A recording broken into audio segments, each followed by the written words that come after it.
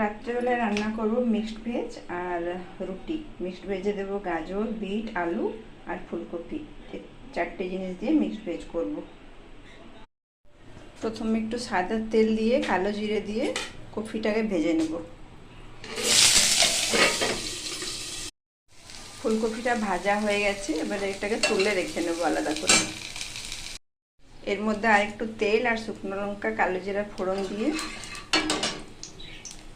বাকি সবজিগুলো দিয়ে দেবো।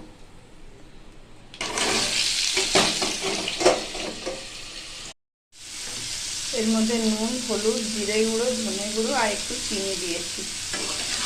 তো সব দিয়ে ভালো করে নেড়ে চেড়ে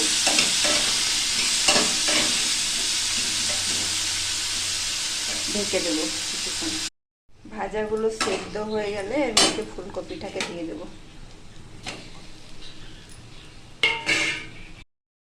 মিক্সড ভেজটা হয়ে গেছে, দেখুন এইরকম হয়েছে।